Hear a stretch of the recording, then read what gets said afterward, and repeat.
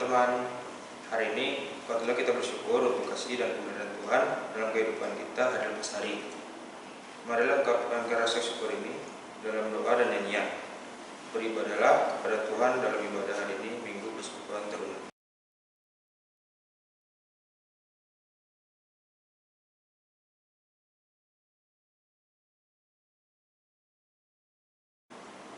Teman-teman, marilah kita masuk hadirat Tuhan dan mengagungkan namanya. Kita awali ibadah ini dengan memuji Tuhan dari Gita Bakti 5, bait 1 dan 3. Bernyanyilah biduan muda-mudi.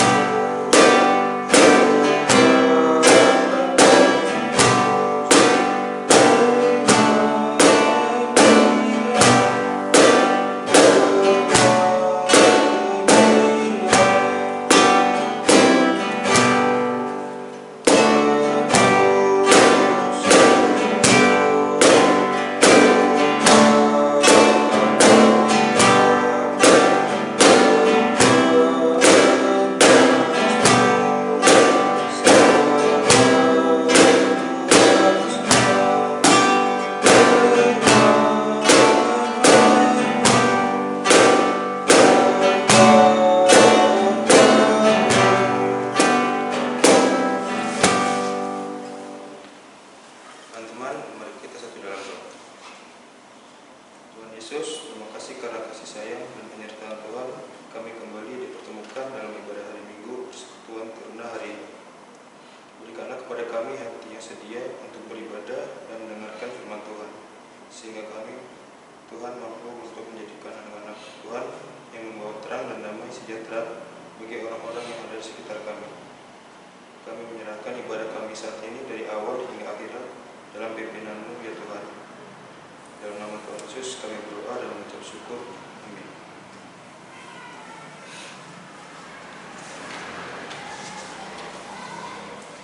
Teman-teman, kita akan bersama-sama membaca dan merenungkan firman Tuhan yang akan disampaikan oleh Tante Foni.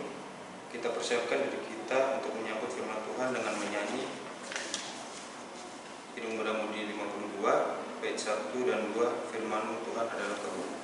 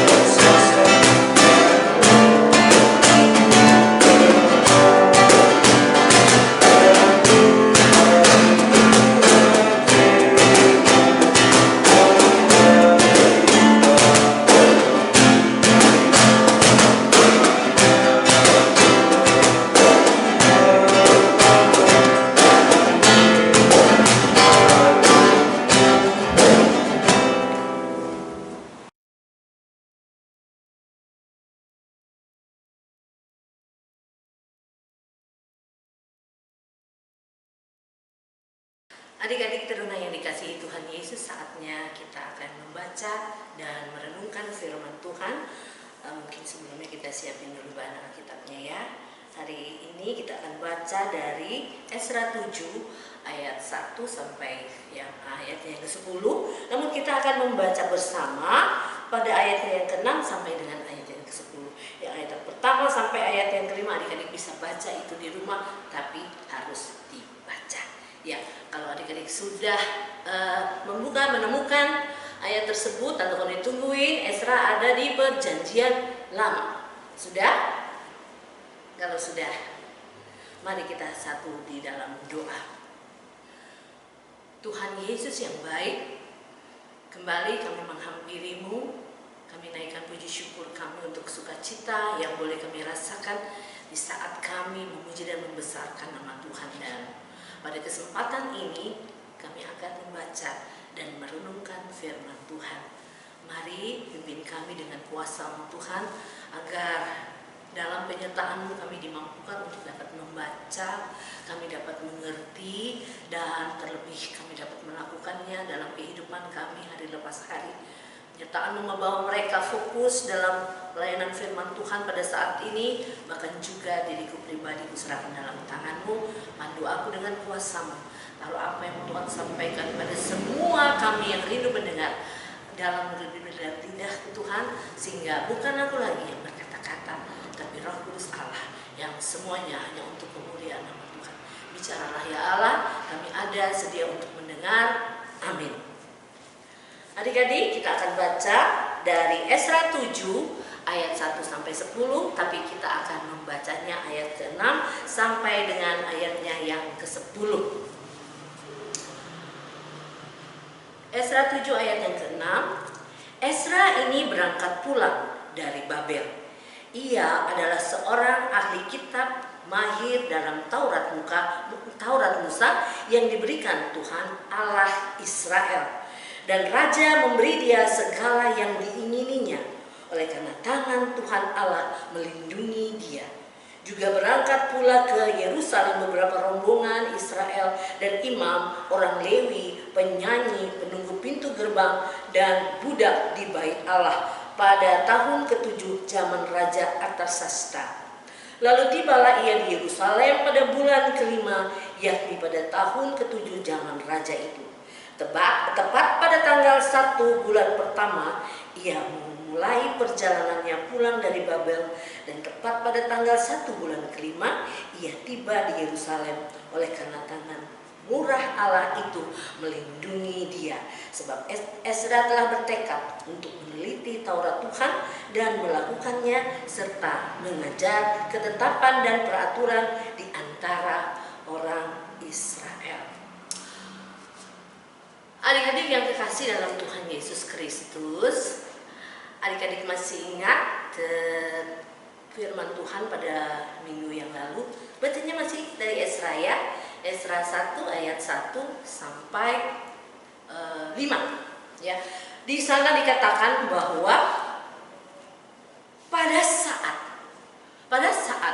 kerajaan Babel dikalahkan oleh kerajaan Persia, oleh Raja Kores. Raja Kores mengizinkan oleh Allah ya melunakkan hati Raja Kores untuk memulangkan semua bangsa-bangsa yang ditawan oleh Raja Babel. Di antaranya juga adalah bangsa Israel, bangsa Yehuda pada saat itu ya. Mereka ditawan karena mereka kalah pada saat itu. Kan Yerusalem hancur, bait Allah hancur. Mereka ditangkap, ditawan semua di sana. Tapi pada saat kerajaan Nebukadnezar kalah, Raja Persia yang menang, Raja Kores mengizinkan orang-orang Israel kembali ke negerinya. Kembali ke negerinya bukan hanya untuk kembali, tapi mereka juga menopang untuk orang Israel dan Yehuda membenahi negerinya sendiri.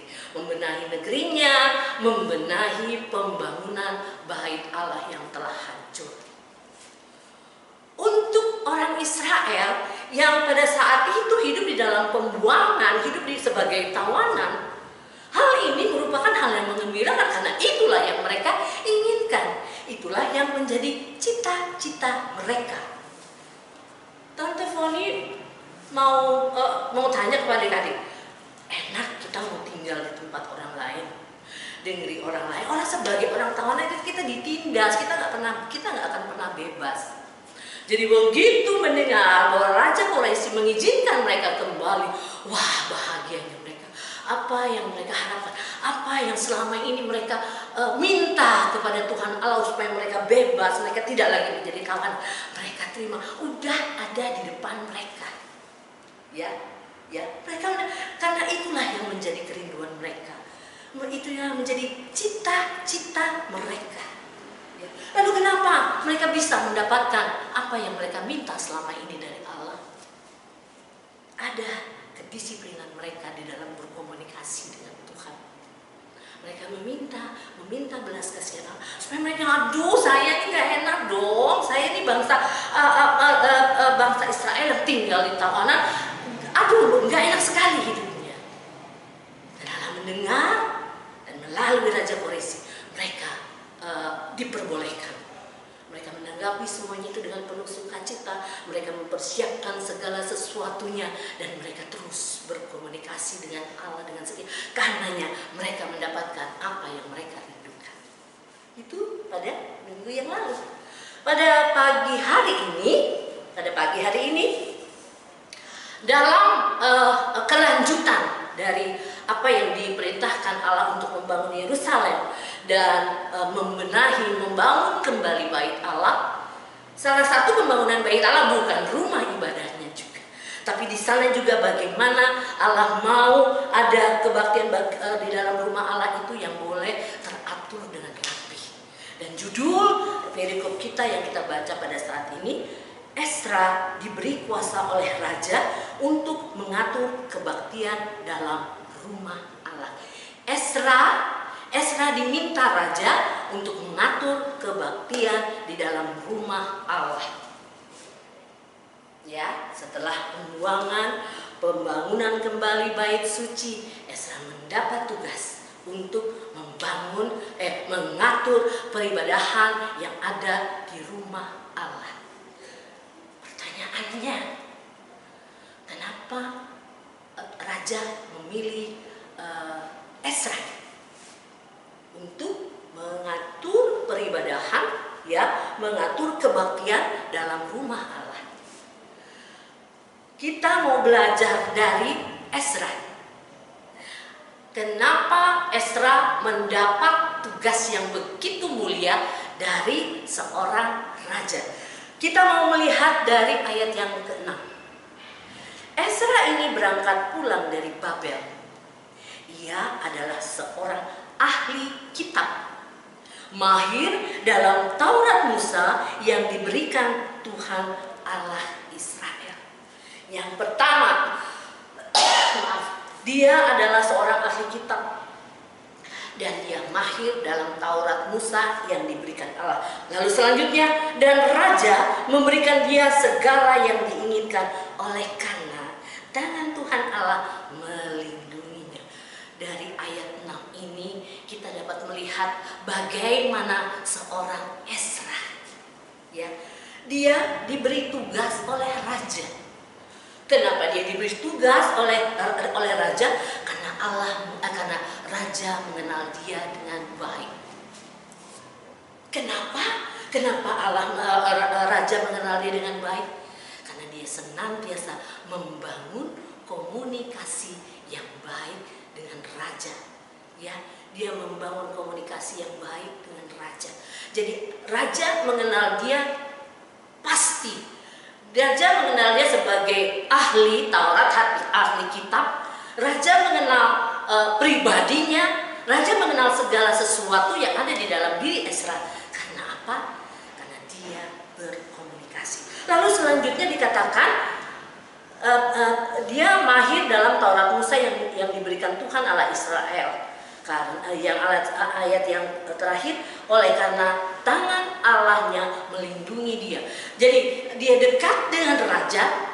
Lalu karena di ayat yang terakhir, di ayat 6 yang terakhir dibilang tangan Allah melindungi dia. Allah datang melindungi kita, datang dalam kehidupan kita, kalau kita nggak selalu akrab dengan Dia? Bisa nggak ya? Bisa. Tapi kalau akrab, kalau dekat, nggak bisa. Allah tetap melindungi, tapi kita mau melihat di sini dalam ayat 6 dikatakan Dia mahir. Ya, dari dalam firman Tuhan, dalam kehidupan berimannya, dia orang yang disiplin dalam belajar firman Tuhan. Karenanya dia mahir. Ya, bahkan di ayat yang ke-10 dia berketetapan untuk mengajarkan ketetapan Allah di antara Israel. Mengajar. Kenapa dia mengajar? Karena dia sudah lebih tahu dahulu apa ketetapan Allah itu. Ya. Jadi dia mendapat tugas mulia dari raja untuk mengatur peribadahan dalam rumah Allah. Satu, karena dia berkomunikasi dengan Allah dengan setia, dengan akrab. Lalu kenapa raja mempercayakan hal itu kepada Ezra? Karena dia pun mengadakan komunikasi yang baik. Dari apa yang kita dapat dari Ezra dalam kehidupan kita adik-adik pada saat ini, ya. Saya tadi Foni bilang tadi bahwa kelepasan bangsa Israel untuk pulang kembali ke tanah mereka, untuk membangun kembali Yerusalem, membangun rumah Allah, itu adalah cita-cita bangsa Israel. Dan hari ini adalah bagaimana kelengkapan bangsa Israel yang harus dilakukan untuk pembangunan bait Allah itu yang dipercayakan kepada Ezra. Tante Foni mau mengajak melihat dalam kehidupan adik-adik pun punya cita-cita. Kita belajar dari Ezra, kenapa dia juga pada akhirnya dipilih untuk menjadi seorang yang dapat melakukan, dapat mencapai, dapat menjadi orang yang berarti untuk mencapai cita-cita itu. Ya, dua hal yang boleh kita belajar dari Ezra. Yang pertama, dia berkomunikasi dengan disiplin melalui pembelajarannya tentang firman Allah, tentang kitab-kitabnya, tentang Taurat Musa yang pernah diberikan oleh Allah. Dia belajar dengan sungguh-sungguh. Kedekatannya dengan Allah membawa dia akrab dengan Allah. Dan ketika seseorang akrab dengan Allah, kehidupannya akan berbeda dengan orang-orang yang tidak berhubungan dengan tidak akrab dengan Allah. Dia akan memiliki satu perilaku yang santun, yang rendah hati, yang pasti indah karena dia dikuasai oleh ajaran-ajaran Allah itu sendiri. Nah, itu tertuang dalam kehidupan, terwujud dalam kehidupan Ezra, sehingga pada saat dia bergaul dengan raja, komunikasi yang terjalin juga indah, ada santun di dalamnya, sehingga raja mempercayakan tugas mulia ini kepada Ezra. Tante Foni mau mengajak kita semua melihat, adik-adik semua, apalagi sekarang mau penilaian akhir semester untuk anak-anak yang kelas 3, baik itu SMP maupun SMA. Kita mau mengejar cita-cita seperti bangsa Israel, ketika mau mereka disuruh oleh senang banget. Kita juga akan menggapai cita-cita yang belum kita dapat, yang sekarang kita sedang berusaha mendapatkannya. Adik-adik mau berhasil seperti bangsa Israel, lalu juga adik-adik mau berhasil seperti Ezra. Kalau nggak mau, Tante Foni bingung deh. Ini anak-anak PT buatan apa?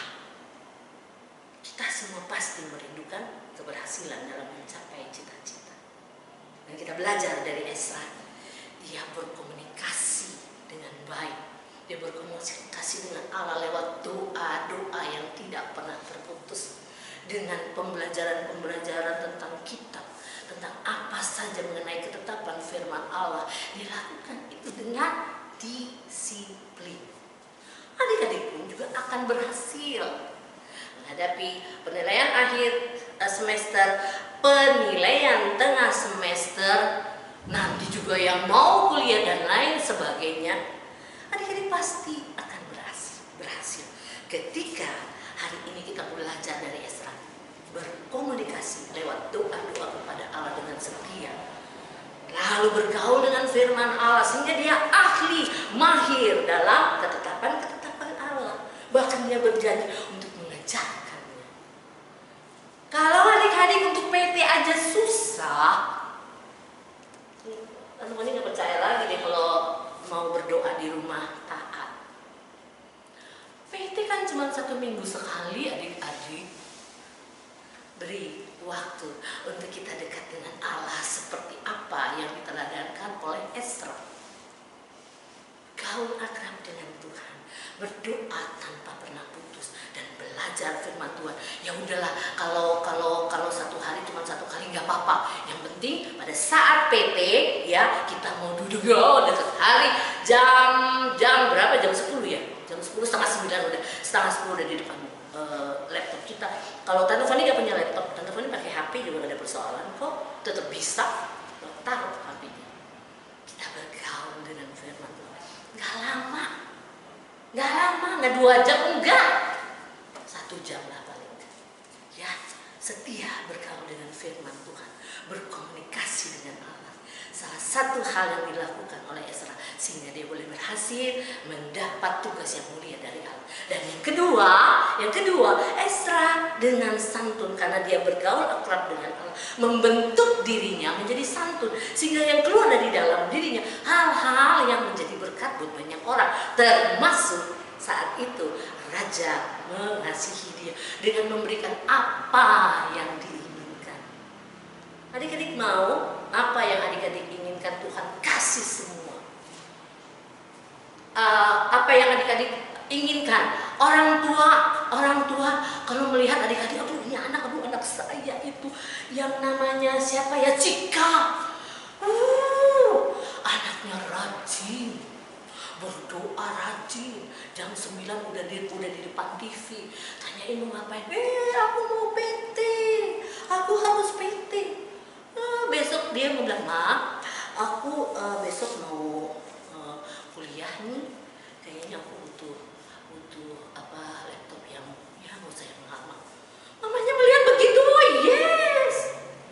Kenapa? Mamanya suka seperti yang dilakukan oleh Ezra. Dia bergaul akrab dengan Allah, menghasilkan pribadi yang bagus, lalu dia berhubungan dengan siapapun, dengan raja, dengan semua orang yang ada di sekitar. Dia menjadi pribadi yang santun, yang disenangi, yang menjadi berkat buat banyak orang. Adik-adik pun juga, ketika adik-adik bergaul dengan firman Allah, setia, disiplin, ya kita menghasilkan kehidupan kita yang seturut dengan firman Tuhan. Komunikasi kita dengan siapa, orang yang lebih tua. Sekarang kalau melihat di media sosial banyak anak-anak kecil yang kurang ngajar sama orang tua. Orang tua bukan orang tua di rumahnya, jadi jangan melihat orang salah dia bisa maki-maki orang tua.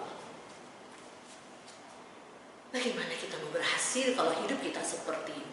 Tapi Tante Roni percaya anak-anak PT menabur kasih akan menjadi anak-anak Tuhan yang santun, yang akan berkomunikasi dengan semua orang yang ada di sekitarnya dengan santun, dengan sopan, dengan kata-kata yang penuh dengan berkat. Ya, dalam menghadapi ujian-ujian seperti sekarang ini, dia akan berkomunikasi dengan mama, kayaknya aku butuh bantuan ya, aku kepingin les mama. Kalau kita mau utarakan itu dengan sopan, mamanya bilang oke, kamu mau ikut les di mana? Lalu kita juga mau, kalau kita nggak punya uang, kita lihat teman kita, dia kayaknya pinter ya, aku minta ajarin dia aja. Komunikasikan itu dengan teman kita yang pinter, dengan kakak-kakak kita yang udah lulus, yang udah berhasil. Ya itu tadi, kalau kita bergaul dengan firman Allah, apapun komunikasi kita akan santun, akan baik, akan menjadikan orang, anak ini bagus banget ya, sehingga membawa orang seperti raja, memberikan apa yang Ezra mau. Ya, jadi kita berkomunikasi dengan teman, dengan tetangga, dengan orang-orang yang tidak seiman juga. Jangan ya, Tante Fani, kalau kita ngobrol yang nggak seiman nggak usah lah, bergaul dengan mereka, kita menjadi terang buat mereka. Dalam kata, dalam tingkah laku, kita mau santun, ya, kita mau menjadi berkat. Kita tidak menjadi orang yang suka bohong, yang suka marah-marah, yang suka maki-maki orang yang salah sedikit. Kita mau belajar dari Ezra, berkomunikasi dengan baik, dengan santun. Karena apa? Karena kita bergaul dengan firman Allah. Kehadiran kita dimanapun akan seturut dengan firman Tuhan, baik tutur maupun tingkah laku kita. Dan kami percaya anak-anak ET Menabur Kasih akan dimampukan Tuhan untuk menjadi pribadi yang menarik hati Tuhan dan menjadi berkat buat banyak orang. Amin.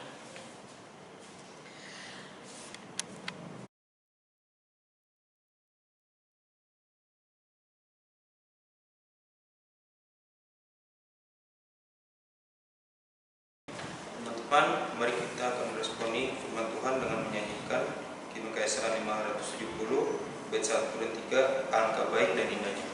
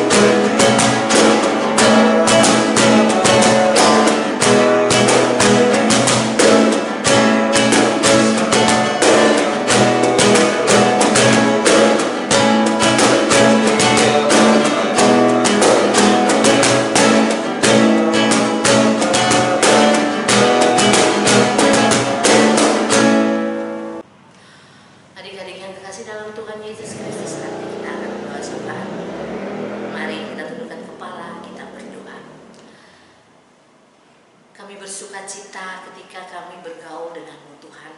Kami diajarkan begitu banyak cara kehidupan yang seturut dengan kehendak-Mu. Kami ingin menjadi seperti apa yang kami baca pada saat ini. Kami ingin menjadi orang-orang yang disenangi, teruna-teruna yang disukai oleh Engkau Tuhan. Kami disukai oleh semua orang yang ada di sekitar kami. Hanya melalui pemberitaan firman pada pagi hari ini, ajar kami Tuhan ke depan. Kami dapat menanggalkan segala kehidupan kami yang tidak seturut dengan kehendak Tuhan. Artikanlah ya Bapa, dan tuntun kami agar kami tetap ada pada jalan kehendak-Mu, sehingga setiap saat kehadiran kami membawa sukacita, membawa perdamaian, membawa berkat untuk semua orang yang ada di sekitar kami. Dan yang terindah, ketika hidup kami menyenangkan hati Tuhan.